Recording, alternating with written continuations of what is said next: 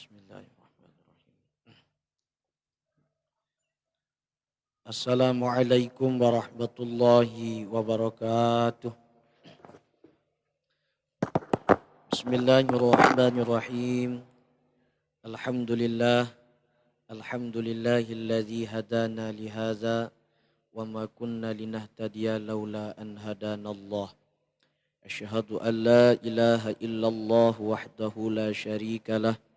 وأشهد أن سيدنا محمدا عبده ورسوله لا نبي بعده اللهم صل وسلم وبارك على سيدنا محمد بن عبد الله وعلى آله وأصحابه وزريته وأتباعه إلى يوم القيامة أما بعد فقد قال الله سبحانه في كتابه القدسية وجعلنا رؤيا التي أريناك إلا فتنة للناس والله أعلم بمراده. Hadirin jamaah salat fardu zuhur yang dimuliakan oleh Allah Subhanahu wa taala. Tentunya segenap dan puji syukur kita haturkan kepada Allah Subhanahu wa taala yang mana dengan limpahan rahmat, karunia, taufik, hidayah beserta inayahnya kita pada siang yang berbahagia ini dapat berkumpul kembali di rumah Allah yang kita cintai ini. Mudah-mudahan dengan berkat perkumpulan kita pada siang yang berbahagia ini, Allah Subhanahu wa taala memberikan kita rahmat dan juga hidayah di dalam hati kita. Amin. Allahumma amin. Berikutnya salawat dan salam kita haturkan buat ruh paduka alam, yakni junjungan kita Nabi besar sallallahu alaihi wasallam.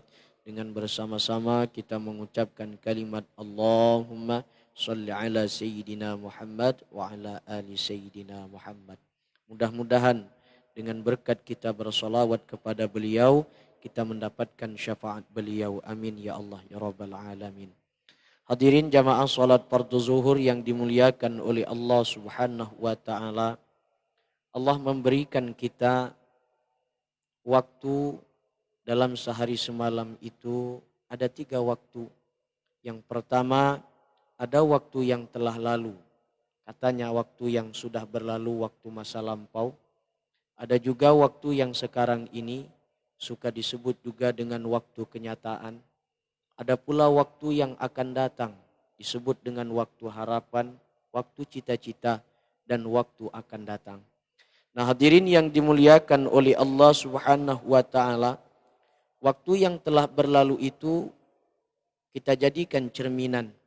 Waktu yang telah lalu itu kita jadikan ibarat untuk menentukan sikap pada waktu saat ini, sekaligus menentukan sikap dan merancang menaruh harapan cita-cita yang baik menjadi manusia yang baik pada waktu yang akan datang.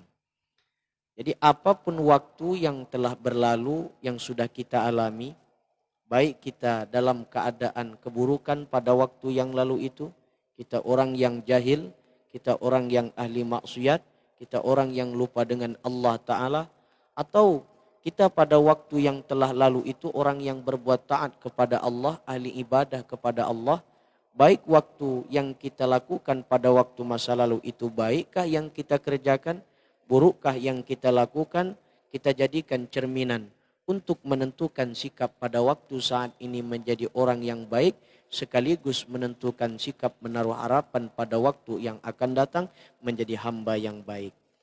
Nah inilah yang pernah terjadi kepada Nabi kita sallallahu alaihi wasallam dan juga kepada selain Nabi kita sallallahu alaihi wasallam, yang mana beberapa perkara waktu ke belakang yang pernah terjadi kepada Nabi kita sallallahu alaihi wasallam atau selain kepada Nabi kita sallallahu alaihi wasallam. Termasuk juga yang baru saja bulan Rajab meninggalkan kita, kita diingatkan dan dikejutkan dengan peristiwa yang pernah terjadi beberapa waktu yang lalu, beberapa abad yang lalu, yakni adalah peristiwa Isra wal Mi'raj Nabi kita sallallahu alaihi wasallam. Sebenarnya bulan-bulan yang sudah diciptakan oleh Allah, sebagaimana bulan-bulan dihitung oleh Allah dalam hitungan Allah, yakni adalah 12 bulan.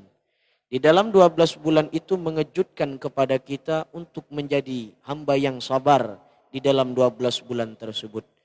Kita bulan Muharram diingatkan dengan peristiwa hijrah baginda Nabi.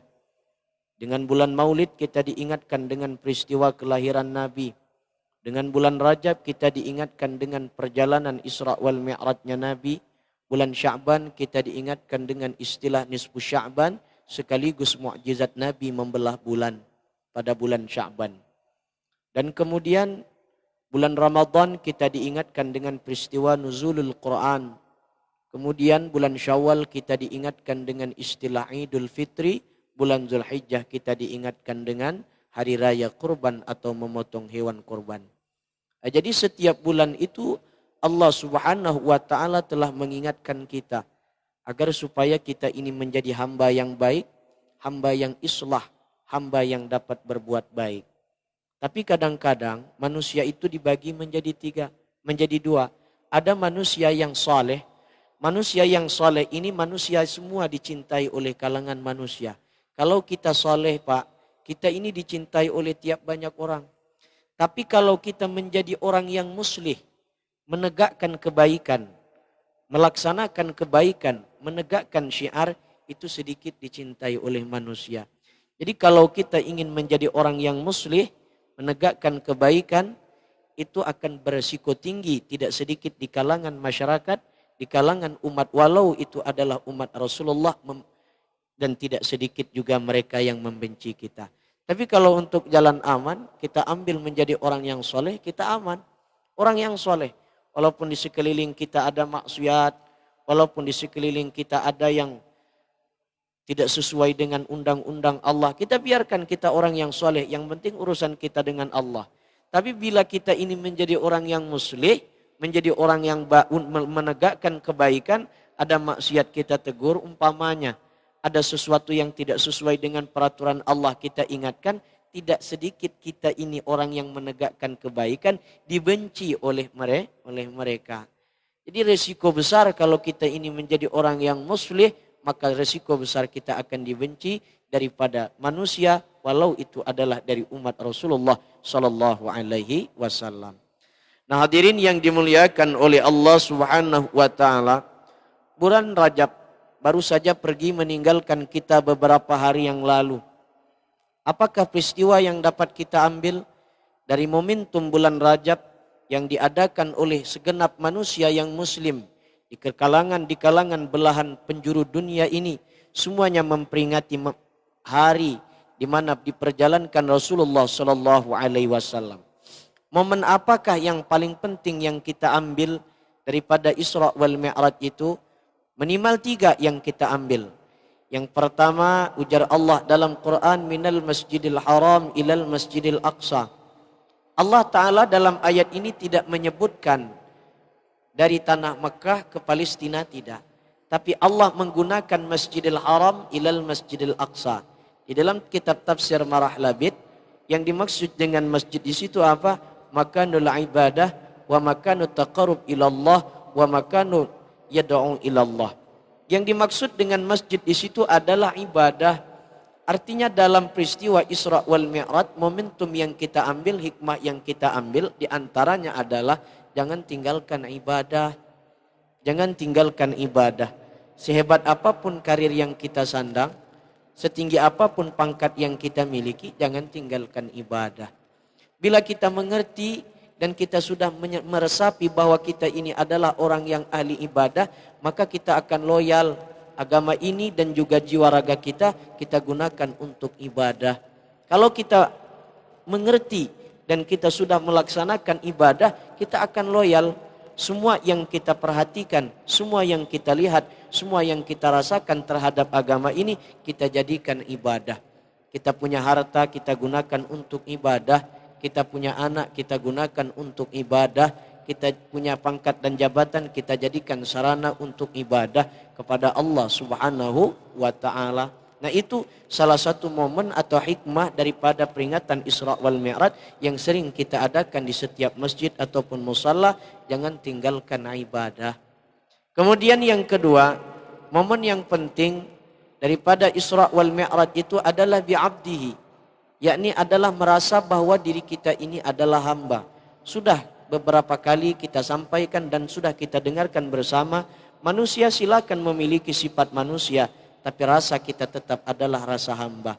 Rasa tetap rasa hamba, silakan kita bersifat manusia, makan, minum, segala macam, ingin punya karir itu, karir ini, kita miliki jabatan itu, jabatan ini, tapi pangkat dan jabatan, kekuasaan yang kita miliki, harta yang berlimpah itu adalah titipan dari Allah. Mesti rasa yang perlu kita tanamkan bahwa kita ini adalah hamba. Itulah allazi asra bi'abdihi. Allah Ta'ala tidak menggunakan kata asra Rasulullah, tidak. Allah Ta'ala tidak menggunakan firman-Nya asra Muhammad Rasulullah, tidak. Tapi Allah Ta'ala gunakan kata bi'abdihi. Tidak ada pangkat yang paling tinggi, titil yang paling tinggi di sisi Allah, melainkan bahwa titil hamba dan orang itu merasa bahwa dirinya adalah hamba.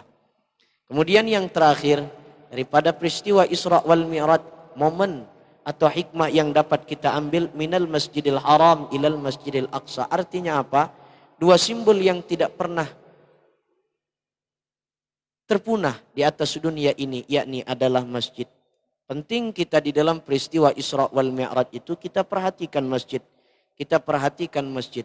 Andai kata kita ini adalah diamanahkan oleh Allah menjadi ketua masjid atau pengurus masjid, boleh kita membuat peraturan, boleh kita membuat prosedur, tapi sesuai dengan peraturan dan prosedur dari Allah Ta'ala. Apa peraturan yang dibikin oleh Allah Ta'ala dalam masjid? Jangan mengumpat orang, jangan menggibah orang. Di dalam antara pengurus masjid jangan ada bentrok dan lain sebagainya. Karena masjid itu adalah rumah Allah dan Allah punya peraturan. Dan Allah yang membikin aturan, maka jalani aturan dan undang-undang yang sudah dibikin oleh Allah Subhanahu wa Ta'ala. Nah, hadirin yang dimuliakan oleh Allah Subhanahu wa Ta'ala, sebagai kata pengantar dari pengajian kita pada siang hari ini, bulan Rajab yang sudah berlalu, kita diingatkan dengan peristiwa Isra wal Mi'raj. Hikmah yang dapat kita petik: 3, ibadah. Yang kedua, tanamkan rasa hamba. Dan yang ketiga, kalau kita diamanahkan untuk menjadi pengurus masjid atau kita menjadi hamba, jangan tinggalkan masjid. Kalau kita diamanahkan untuk menjadi pengurus masjid, ikuti peraturan dan prosedur yang ada di dalam masjid. Peraturan itu sudah dibikin oleh Allah Subhanahu wa Ta'ala. Kalau kita membuat peraturan prosedur, jangan melenceng daripada aturan dan prosedur yang sudah dibikin oleh Allah Subhanahu wa Ta'ala. Hadirin yang dimuliakan oleh Allah Subhanahu wa Ta'ala, sekarang kita melanjut yang berikutnya daripada kitab Daqaiqul Akhbar. Waruya an Abi Hurairah radhiyallahu anhu qala alaihi salam yaqulullahu ta'ala la akhruj 'abdan min ibadi minad dunya wa ana uridu an aghfira lahu illa naqastu min syai'in 'amaluhu biqasmin fi jasadihi aw bidaikin fi ma'ishatihi aw bima yusibuhu min ghammin.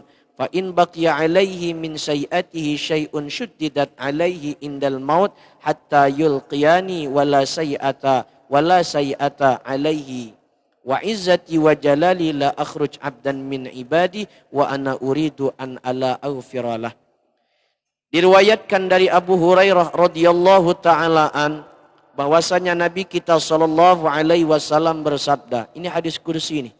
Kata Nabi kita sallallahu alaihi wasallam bahwa Allah Ta'ala berfirman dalam hadis qudsi. Apa ujar Allah?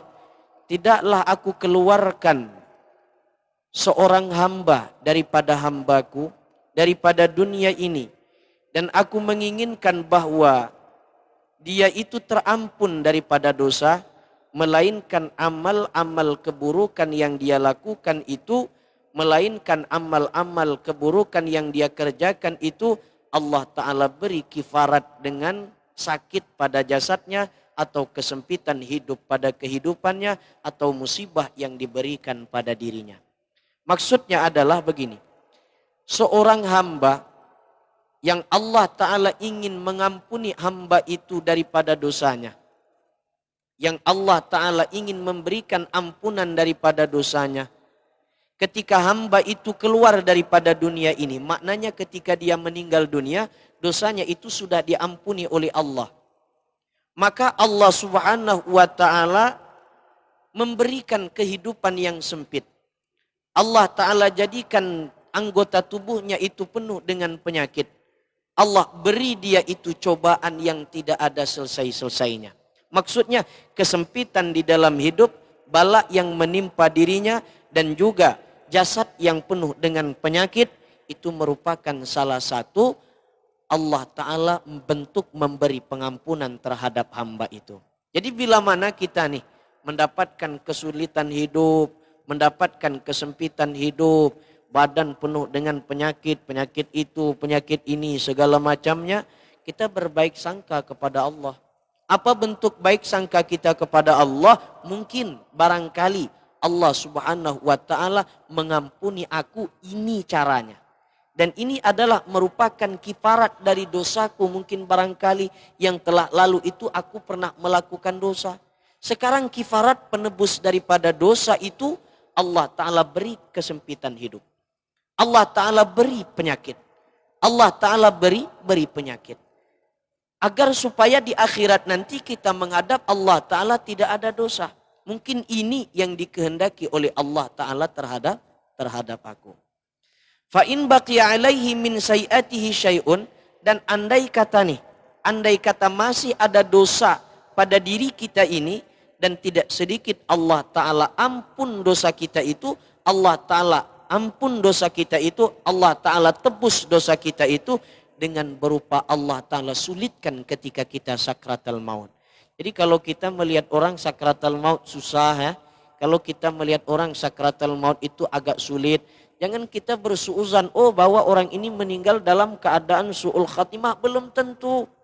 Mungkin dengan susahnya sakratul maut yang dihadapi, pedihnya sakratul maut yang dihadapi, yang pandangan pada manusia secara zahir dia ini orang yang meninggal dalam keadaan su'ul khatimah, bisa saja dengan susah sakratul mautnya itu adalah bentuk daripada pengkifaratan dosa yang dia lakukan pada masa yang lalu, dan dia bertemu Allah dalam keadaan tidak memiliki dosa. Jadi perkara husnul khatimah dan perkara su'ul khatimah adalah merupakan salah satu perkara yang susah untuk ditebak oleh akal, dan itu merupakan salah satu rahasia daripada rahasia Allah Subhanahu wa Ta'ala. Cuman Nabi kita Shallallahu Alaihi Wasallam memberikan rambu-rambu.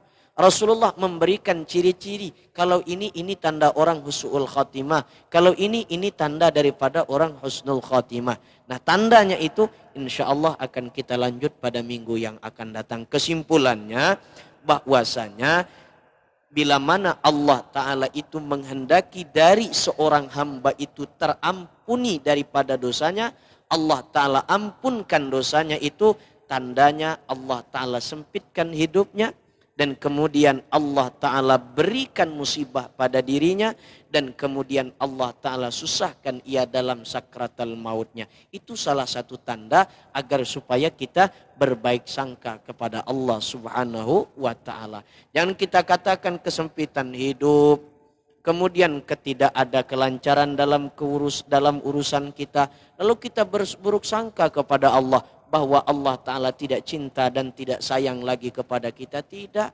Uang kita dulu tidak pernah request loh kepada Allah minta diciptakan di atas dunia ini, tidak. Kita hidup di atas dunia ini tidak pernah minta request kepada Allah. Ada dulu minta kepada Allah, minta dijadikan kita ini hidup di atas dunia, tidak. Itu bukti daripada salah satu cinta dan sayangnya Allah kepada kita. Jadi hendaknya sesuatu yang apa Allah berikan kepada kita, maka kita bijak dalam menyikapinya. Di antaranya bijak kita menyikapi itu adalah berbaik sangka kepada Allah Ta'ala. Insya Allah minggu depan akan kita lanjut mengenai daripada su'ul khatimah dan husnul khatimah, dan kemudian daripada itu kita melanjut daripada amal-amal kebaikan, tetapi bisa saja itu menjadi keburukan di hadapan Allah Ta'ala. Mudah-mudahan dengan pengajian yang singkat ini, pada waktu yang penuh berkah ini, kita mendapatkan berkah dari bulan Sya'ban, dan juga kita mendapatkan keberkahan dari bulan Rajab yang sudah pergi meninggalkan kita, dan kita diampuni oleh Allah Ta'ala dosa-dosa kita dengan berkat Al-Fatihah. A'udzubillahi minasyaitonirrajim. Bismillahirrahmanirrahim. Alhamdulillahi rabbil alamin. Arrahmanirrahim. Maliki yaumiddin. إياك نعبد وإياك نستعين اهدنا الصراط المستقيم صراط الذين أنعمت عليهم غير المغضوب عليهم ولا الضالين آمين Ampun maaf, minta halal, minta ridha. Akhir kata dari saya, wabillahi taufik wal hidayah. Allahumma muwaffiq ila aqwamit thariq. Assalamualaikum warahmatullahi wabarakatuh.